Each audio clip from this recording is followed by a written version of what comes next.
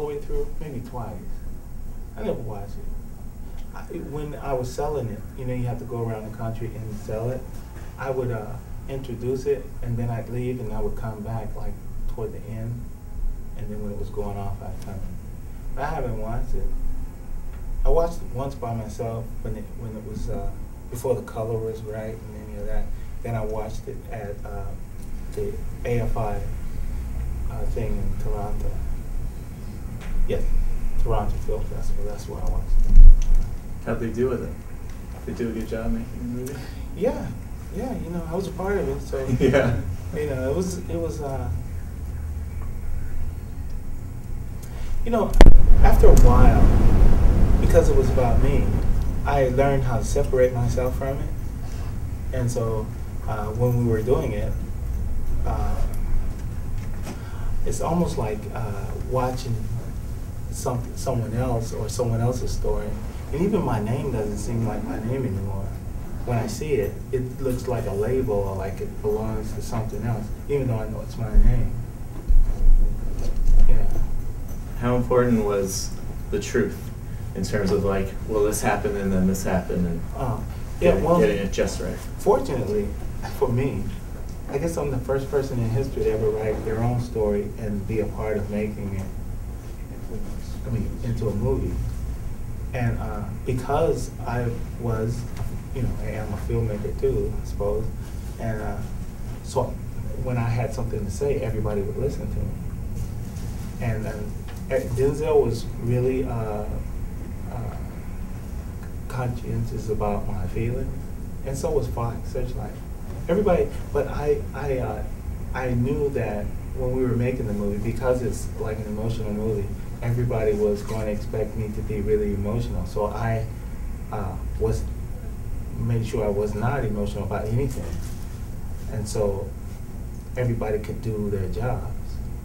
Because, you know, everybody has their job, and, you know, I had mine, and then you have to know when you have to not say anything, because, you know, everybody has their job to do, and then when I'm around, then everybody goes, oh. So, yeah.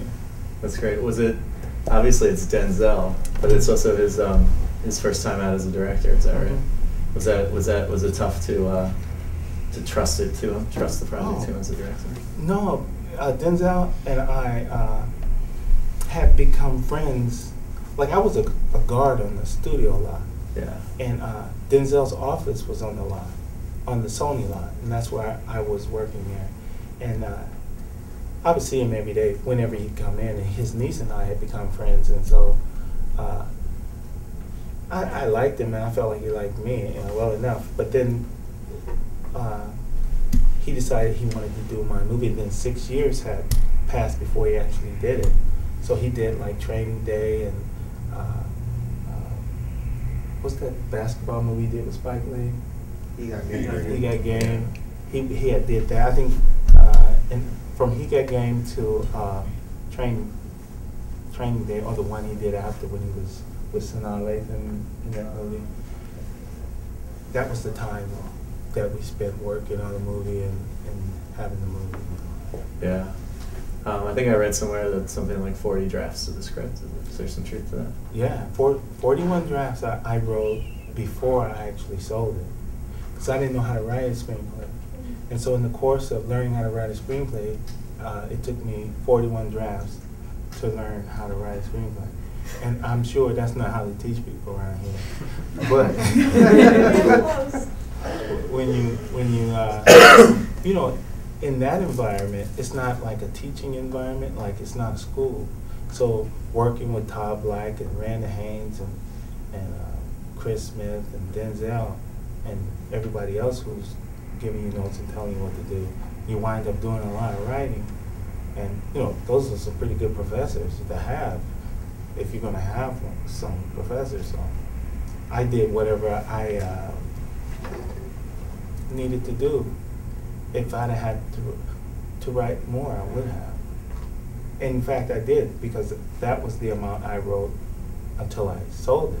But then there was 9 years between when I sold it and when it actually got made. So we were working on it the whole 9 years in between Denzel, and you'd be surprised there were, you know, how things change over development and that kind of thing. And the funny thing is that when it was time to shoot the movie, like a few weeks before, everybody decided that the script that we had was not any good. So they got the first screenplay that I wrote and made that one. Yeah.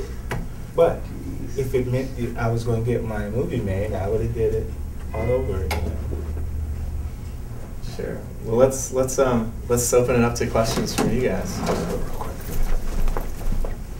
you have butter? Yeah. Yeah. Yes, I'm very interested in what it took for you to move from security to writing. How long have you been Security? writing? Oh, Meaning, okay. that was a job, yes, you know. Yeah, I was a security guy at Sony for about 5 months. Oh, so you were. Before that, I was in the Navy. I was in the Navy, and I got out and I went to the Federal Law Enforcement Academy. I was a prison guard, federal prison guard, and I was stationed at the prison at Terminal Island, the federal prison. And after 3 years, you know, it didn't suit my personality to work there. And I wasn't married and having any kids, so I thought that I heard Sony Pictures was hiring security guards, so I would do that until I found a better job. But while I was there, that's when the whole writing thing started. And the thing is that all the guards that went to film school, there was no guards that were there except for the guards who had been there, like when Clark Gable was there. Hadn't gone to like some film school somewhere. And even the guys and girls in the mailroom, they had all went to film school or were aspiring actresses and stuff. And the tricky thing about it is that the studio don't want you getting jobs there with the intention to become filmmakers. But I mean, I didn't. I was the one that it happened to, and everybody was mad at me. I was like, hey, you know, what can I say? You know. But yeah, and I've been writing for 13 years. It's all I've done since I left Sony was write movies. I sold 11 screenplays, and I wrote 2 books, and I have a new screenplay actually. So I haven't sold it yet. So next time you see me, we'll see. You know, I'm due for one that don't sell.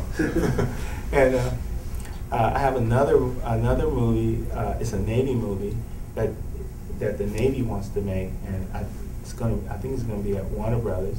They haven't sold it yet, but there was a race ride on the USS Kitty Hawk in 1972. This was during the Black Power movement, right after the Civil Rights movement.